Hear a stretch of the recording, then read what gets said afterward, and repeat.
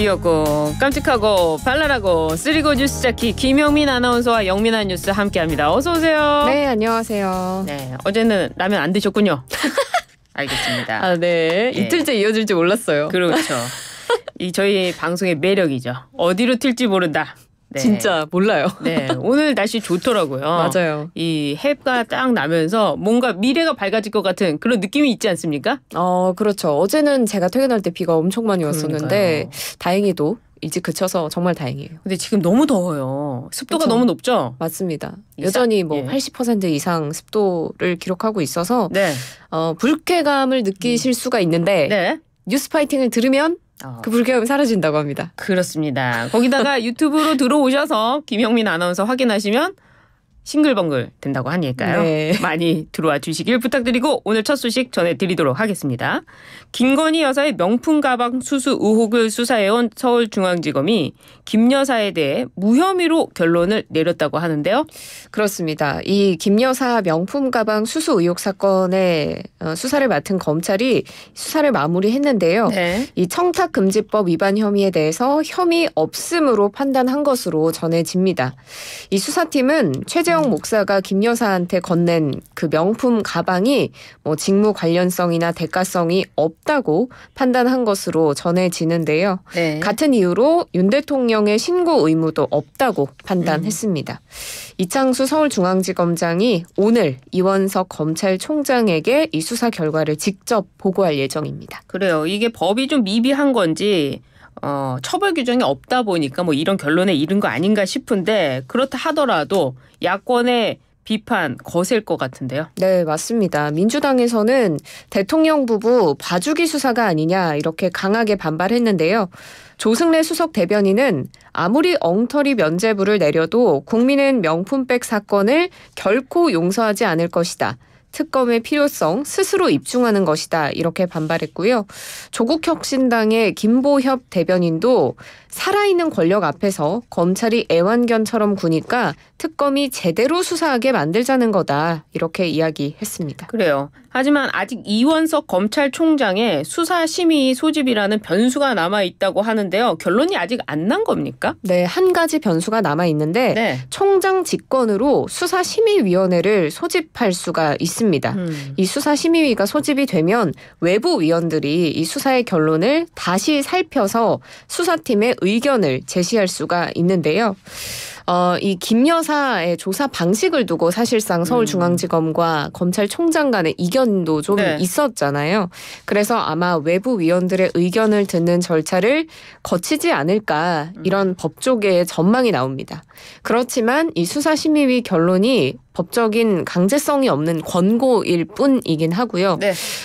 이제 이 총장이 곧 퇴임을 앞두고 있어서 임기 내 사건을 마무리하겠다라고 강조를 해왔기 때문에 수사심의위를 소집하지 않을 가능성까지도 함께 제기되고 있습니다. 그래요. 이원석 검찰총장이 본인이 지시해서 수사특별팀을 만들어서 거기서 결론이 났는데 이걸 못 믿겠다. 수사심의로 가겠다 하는 거는 좀 앞뒤가 안 맞는다 이런 생각할 수도 있을 것 같고 또 진짜 법적 책임과 국민감정법의 책임은 좀 다르니까 좀 조화를 이뤄야 되지 않나 생각이 드네요. 알겠습니다. 이번 주말에 있을 한동훈 이재명 대표 회담에 앞서서 팽팽한 신경전이 이어지고 있는데요. 연기됐던 실무회동이 또 불발됐다고요? 맞습니다. 지금 25일에 두 양당 대표 간의 회담을 앞두고 미리 이 회담의 안건, 형식을 지정하는 양측 간의 실무 협상이 또 무산됐습니다. 네. 그렇지만 회담 일정은 25일로 못 박아져 있기 때문에 실무회동 조만간 다시 할 것으로 보이고요. 예. 이 대표 회담 실무 협상을 맡았던 박정아 이해식 당대표 비서실장은 서로 일정이 안 맞아서 그런 거다라면서 이 협상 불발에 대한 다양한 확대 해석은 경계하는 모습이었습니다. 그래요. 국민의힘에서는 공개 회담을 계속해서 주장하고 있는데요. 이유가 뭡니까? 네, 한동훈 대표는 이렇게 말했습니다.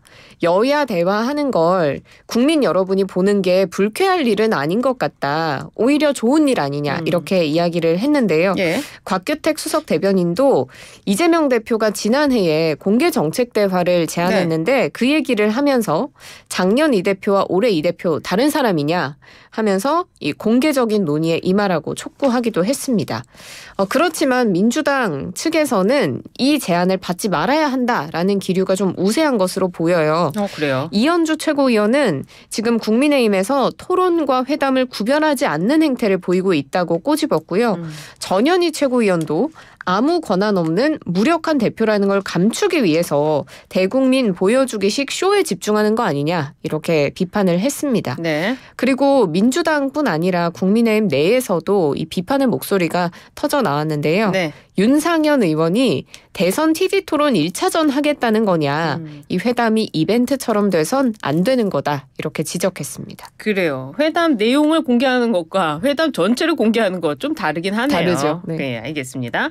국회에서 방송 장악 관련 청문회가 다시 열렸는데 이번에도 파행을 빚었다면서요? 네, 맞습니다. 여당 의원들은 이진숙 방통위원장 탄핵소추안 그리고 공영방송 이사 선임에 불복하는 이 행정소송이 진행 중이기 때문에 청문회 하는 게 부적절하다라고 봤는데요. 네. 국민의힘의 최영도 의원은 이 방통위 관계자들이 재판의 피고인이 된 상태인데 국회 권한을 통해서 자백을 강요하는 거다. 이렇게 꼬집기도 했습니다. 네. 그렇지만 야당 주도로 청문회가 개의하자 여당 의원들이 모두 퇴장을 해서 반쪽짜리 청문회로 진행이 됐습니다. 그렇군요.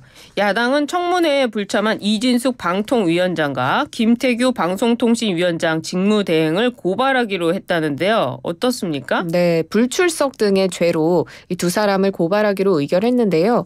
이진숙 방통위원장이 의견문을 냈습니다. 네. 직무가 중단된 본인, 이미 고발한 김태규 위원장 직무대행을 증인으로 부르는 건 국회의 권한남용이다 이렇게 주장을 했거든요.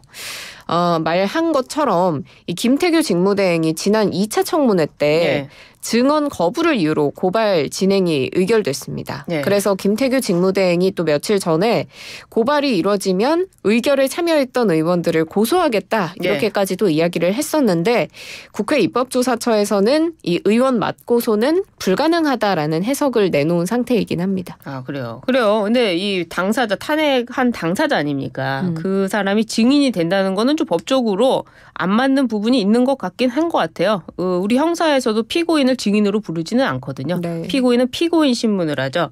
예를 들어 공동 피고인 같은 경우에는 재판을 분리해서 그 사람을 그 증인으로 신청을 하는데 요것도 약간 그런 그 검토가 필요하지 않나 이렇게 싶습니다. 이런 가운데 민주당은 민주당의 몫의 방통위원을 추천하기로 했다는데요. 어떻습니까? 네. 민주당 지도부가 신의 성실의 원칙을 믿고 방통위원을 추천하기로 했다라고 최민희 과방위원장이 밝혔습니다. 공모를 통해서 정당한 절차를 거쳐서 선임 절차에 들어가겠다고 이야기를 한 건데요. 네. 조건이 붙습니다. 민주당 추천 2명, 윤 대통령이 실제로 임명을 해주고 새로운 방통위가 공영방송 이사를 다시 추천하기를 바란다라는 조건을 단 건데요. 네. 민주당이 이렇게 제안한 건 2대2 구도를 만들어서 안건을 방어하겠다 이런 판단이 깔렸다는 평가입니다. 네. 지금 이진숙 방통위원장의 직무가 정지돼 있기 때문에 야당목 2명, 여당목 1명이 함께 임명이 돼도 결국 4인 체제로 동수가 되는 상황입니다.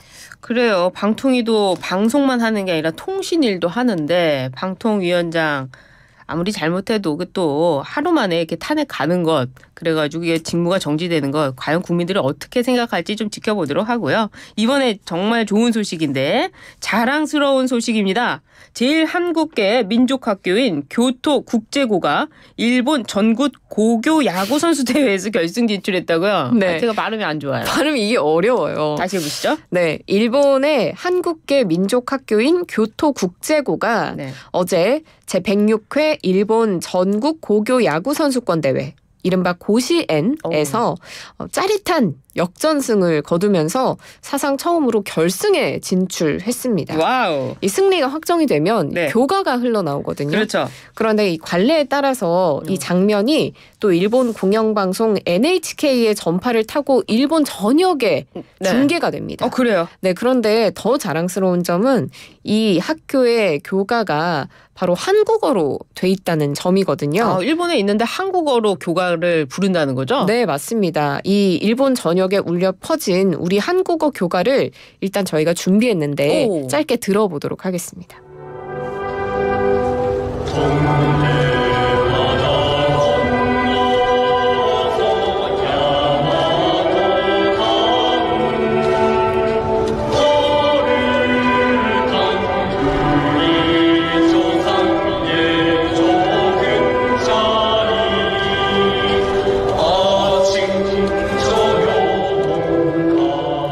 동해바다 건너서 야마도 땅은 거룩한 우리 조상 옛적 꿈자리라고 교가가 시작하거든요.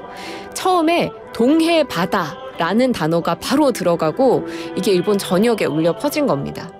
끝날 때는 또 아침 저녁 몸과 덕 닦는 우리의 정다운 보금자리 한국의 학원 이라는 글귀로 끝나는데요. 정말 자랑스러운 교가가 울려 퍼졌습니다. 이 교토국제고의 전신이 제1동포들이 민족교육을 위해서 자발적으로 돈을 모아서 설립한 교토조선중학교인데요. 1947년에 설립이 됐는데 규모도 작고 여러 가지 논란이 있어서 2003년에서야 일본 정부의 정식 학교 인가를 받았습니다. 현재 교토국제고가 된 겁니다. 그래요? 우리 PD님께서 이걸 하라고 손 동작을 하라고 하셨던 것 같은데 말을 한 게 아닌가 싶어가지고 예, 사인이 좀 안 맞았나 아닙니까? 예. 결승전 내일이구나. 저도 야구 사인 좀 알거든요. 야구 사인 정말 어렵잖아요. 뭐 여기 머리를 만졌다가 여기 어깨를 2번 갔다가 밑으로 내려서 V를 했다가 다시 올렸다가 모자를 내렸다가 막 하지 않습니까? 결승 진출 기적에 가까운 일이라면서요. 네, 맞습니다. 이 고시엔이 정말 대표적인 일본의 고교 야구 대회거든요. 네. 현지 선수들에게 정말 꿈의 경기로 통하고 이 대회를 통해서 배출된 선수가 일본 프로야구에서도 다양하게 활약을 하고 있습니다. 그래요. 그래서 정말 결승 가기가 쉽지 않은 대회인데 이 교토국제고는 지금 중고교생 합쳐서 160명 정도가 재학하는 소규모 학교고 야구부 역사도 20여 년 정도로 짧은 편이라서 이번 결승 진출 기적이라는 평가를 받습니다. 그래서 교토국제고의 백승환 교장은 정말 기쁘고 학생들이 대견스럽다. 일본에 있는 동포들에게 감동을 드릴 수 있어서 기쁘고 한국에서 응원해준 분들께도 감사드린다라는 이야기를 덧붙였습니다. 이게 벌써 100회가 넘었지 않습니까? 그렇습니다. 사실 우리나라에서도 과거에 참여를 했었어요. 우리나라에 있는 고등학교가 여기 가서 참여를 했었습니다. 그런데 이 일본에 있는 이 고등학교, 한국의 고등학교가 또 가서 교가도 또 한국어로 들려오니까 가슴이 뭉클해지네요. 알겠습니다. 맞습니다. 오늘 가슴 뭉클한 소식으로 영민한 뉴스 마무리하도록 하겠습니다. 교가를 부르면서 하면 좋은데 동해바다 건너 틀렸어요 멜로디가. 알겠습니다. 우리 여기까지 하도록 하겠습니다. 감사합니다. 고맙습니다. 나에게 딱 맞는 금융 어디 있을까? 웰컴저축은행으로 안내를 시작합니다. 디지털로 간편한 그런 금융 없을까? 100m 앞 웰컴저축은행이 있습니다. 진짜 믿을 수 있는 저축은행은 여기인가? 웰컴저축은행에 도착했습니다. 웰컴 투 웰컴 웰컴저축은행.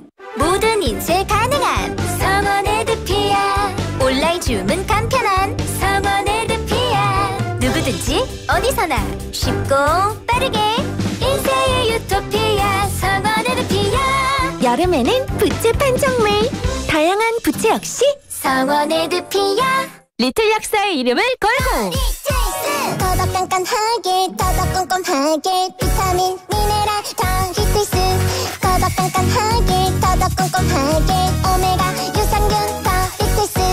유튜버 리틀 약사의 배합 노하우를 담았다.